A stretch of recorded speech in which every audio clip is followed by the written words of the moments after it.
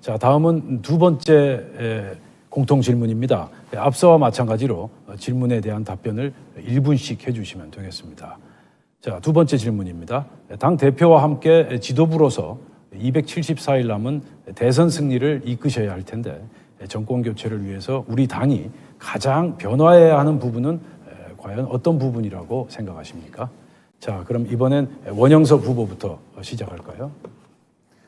많은 분들이 문재인 정부의 실정을 보면서 내년 대선 굉장히 낙관하실 수도 있습니다. 그러나 절대 그렇지 않습니다. 민주당은 우리 당과 다르게 선거를 잘합니다. 그럼 선거를 왜 잘하느냐? 조직을 잘하기 때문입니다. 민주당은 시민단체도 있고 그리고 민노총 같은 외곽 노조 조직들도 있습니다. 그런데 우리 당은 내부에 있는 조직 인사조차도 제대로 활용을 하지 못하고 있는 상황입니다. 저번 총선을 거치면서도 고생하신 분들은 따로 있고 대우받는 분들은 따로 있는 이런 안타까운 당의 상황이 반복되고 있었습니다. 여러분, 저는 조직부총장을 했습니다. 전국에 있는 조직 그리고 인사들에 대해서 많은 내용을 알고 있습니다. 그런 분들이 능력을 발휘할 수 있도록 배치, 재배치를 해나가겠습니다. 그리고 그런 분들이 대선에서 승리하고 나서도 제대로 된 공정한 대우를 받으실 수 있도록 제 스스로 최선을 다하도록 하겠습니다. 감사합니다. 네, 수고하셨고요. 다음은 조혜진 후보. 저는 우리 당을 변화를 두려워하지 않는 당 만들겠습니다. 끊임없이 변화를 추구하는 당, 그리고 끊임없이 새로운 시도를 하는 당을 만들겠습니다.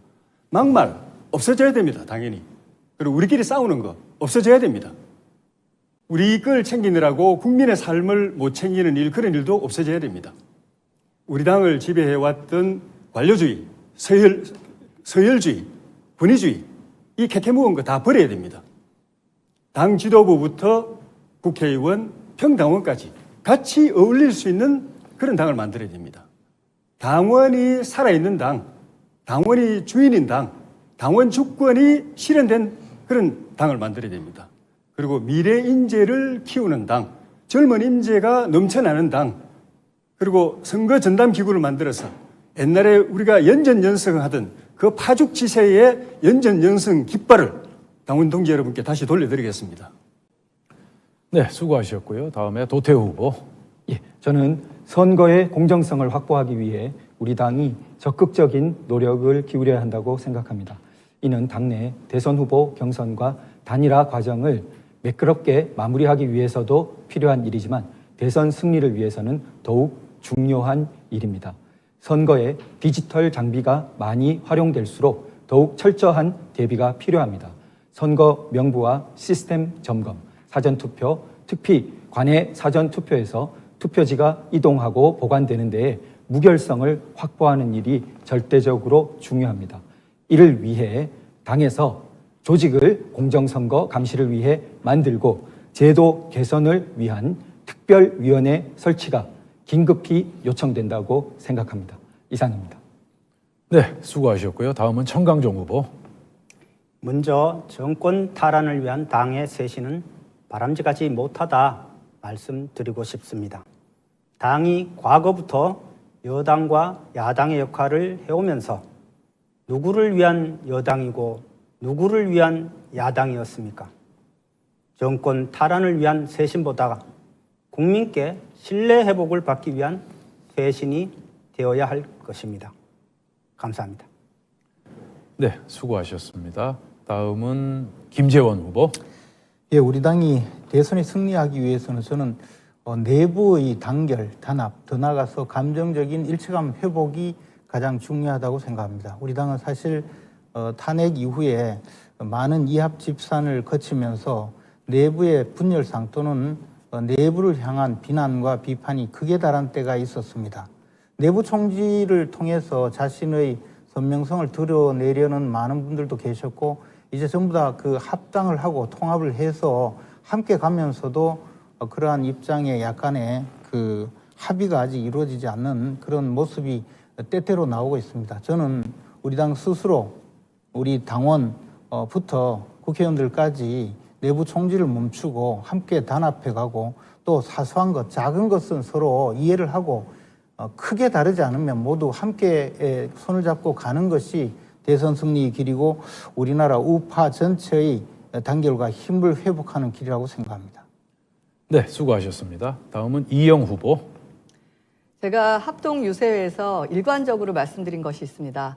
선거는 과학이고 대선은 데이터 전쟁이자 디지털 전쟁입니다. 4.7 재보궐선거 이후 국민들은 과연 국민의힘에 대해서 어떻게 느끼고 계실까요? 이 자료는 국민의힘이라는 키워드가 디지털상에서, 사이버상에서 국민들에게 어떤 느낌을 주고 있는지를 전문적으로 조사하는 사이트에서 제가 취합한 것입니다. 보시면 긍정이 16%, 부정이 36%, 중립이 48%입니다. 지금 국민의힘 전당대회 아주 뜨겁습니다. 국민의힘 당 지지율도 높아지고 있습니다. 그럼 국민들이 느끼는 국민의힘 어떻게 변화되었을까요? 보시는 것처럼 긍정은 제로이고 부정은 증가했으며 중립은 약간 줄었습니다.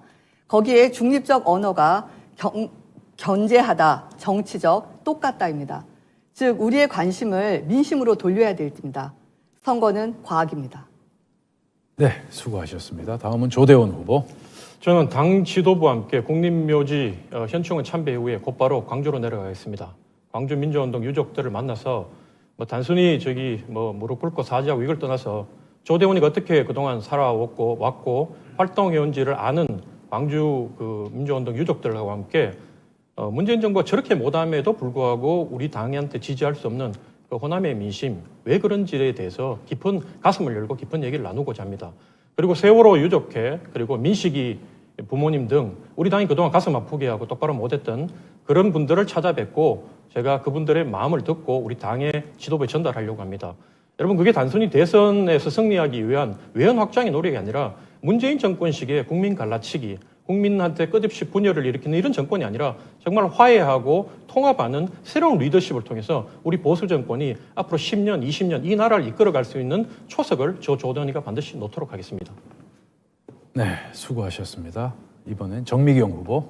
네, 솔직히 말씀드리겠습니다. 지금까지 이제 당의 얼굴들, 지도부, 그다음에 국회의원들 포함해서 사실 나만 돋보이는 정치를 자꾸 하시다 보니까 이 공동체, 당과 나라가 굉장히 어려워지는 그런 상황이었습니다. 이번 대선은 너무 중요하다는 거 말씀 안 드려도 아니까요. 이제는 나 자신을 내려놓고 내가 아닌 당과 대통령 후보가 되시는 분들이 돋보이게끔 해주는 그런 지도부가 되어야 합니다. 그 다음에 우리 당원들께는 이제 자긍심을 드려야 하는데 저는 추상적으로 말씀 안 드립니다. 구체적으로 말씀을 드리겠습니다. 마일리지가 쌓이는 그런 정책을 만들 겁니다. 그것도 저 혼자 이렇게 만들고 그렇게 하지 않을 겁니다. 당원들께 의견을 묻겠습니다. 답은 다 그곳에 있습니다. 다 수렴하겠습니다. 그래서 이번에 우리 잘 만들어서 그걸 세련되게 만들어가지고 절차 밟아서 당원 당규에 넣어서 누구도 고치지 못하도록 합시다. 네, 수고하셨고요. 다음은 배현진 후보. 네, 역시 우리 후보님들 참 좋은 아이디어와 훌륭한 생각들 많이 가지고 있으신 것 같습니다. 그런데요, 여러분, 어제 오늘 이 전당대회 투표하시면서 나는 책임당원인데 왜 문자가 오지 않을까? 나는 왜 투표에 참여할 수 없지라고 문의하신 분들이 꽤 많은 것으로 알고 있습니다. 우리가 지금 28만의 책임당원을 가지고 더 많은 100만 당원의 시대로 나아가자라고 이야기하고 있는 이 시점에 저는 심지어 전당대회 대의원을 제가 당협위원장으로 선발하면서 시당에 접속이 제대로 되지 않아서 저조차도 굉장히 애를 먹었습니다. 우리 당원들이 수시로 접속하고 수시로 이 당 안에 그 수많은 분과 위원들과 함께 토론하면서 새로운 당을 만들어가는 동력이 될 수 있는 창구가 바로 당원 시스템입니다. 저는 가장 먼저 당원 통합 시스템을 점검하고 개편해서 우리 당원 또 국민 누구나도 국민의힘에 찾아와서 함께 이야기하실 수 있는 그런 스킨십의 장, 소통의 장을 만드는 데 노력하겠습니다. 네, 수고하셨고요. 마지막으로 조수진 후보. 네, 새로 선출되는 지도부는 정권 교체를 위한 지도부입니다.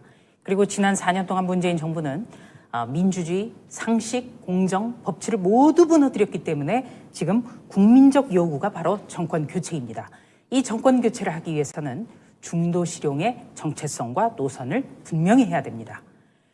이 중도 실용이라고 하는 것은 문재인 정권의 내로남불과 위선이 좋다고 하는 극렬 지지층만 빼면 모두가 함께 할 수 있는 그런 노선과 정체성을 뜻합니다.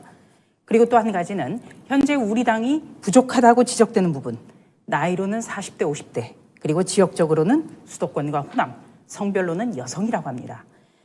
이분들을 우리 당 곳곳에 포진시킬 수 있는 시스템을 만들겠습니다. 거기에 제가 부합하는 인물이기 때문입니다. 정당의 변화는 사람을 통해서 가장 쉽고 빠르게 보여줄 수 있습니다. 제가 중도, 실용, 그리고 확장성 보여왔습니다. 네, 저를 세워주십시오. 네, 10분 모두 수고하셨고요.